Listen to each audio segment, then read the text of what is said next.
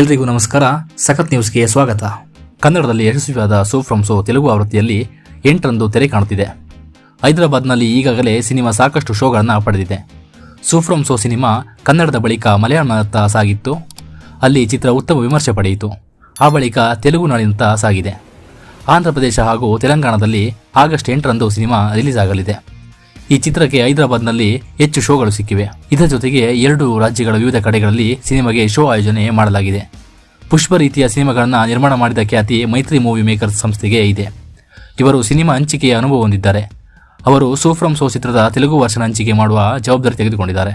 ಈ ಕಾರಣದಿಂದ ತೆಲುಗಿನಲ್ಲಿ ಸಿನಿಮಾ ದೊಡ್ಡ ಮಟ್ಟದಲ್ಲಿ ರಿಲೀಸ್ ಆಗಲಿದೆ ಎಂದು ನಿರೀಕ್ಷಿಸಲಾಗಿತ್ತು. ಈ ನಿರೀಕ್ಷೆ ಸುಳ್ಳಾಗಿಲ್ಲ. ಸೋ ಫ್ರಮ್ ಸೋ ಸಿನಿಮಾಗೆ ಹೈದರಾಬಾದ್ನಲ್ಲಿ ಈವರೆಗೆ 38 ಶೋಗಳನ್ನು ನೀಡಲಾಗಿದೆ. ಕನ್ನಡದಿಂದ ಡಬ್ ಆಗಿ ತೆಲುಗಿನಲ್ಲಿ ರಿಲೀಸ್ ಆಗುತ್ತಿರುವ ಚಿತ್ರವೊಂದಕ್ಕೆ ಇಷ್ಟು ಶೋ ಸಿಕ್ಕಿದ್ದು ನಿಜಕ್ಕೂ ಗ್ರೇಟ್. ಮಹೇಶ್ ಬಾಬು ಒಡೆತನದ ಮಲ್ಟಿಪ್ಲೆಕ್ಸ್ನಲ್ಲಿ ಸಿನಿಮಾಗೆ 8 ಶೋ ಸಿಕ್ಕಿದೆ.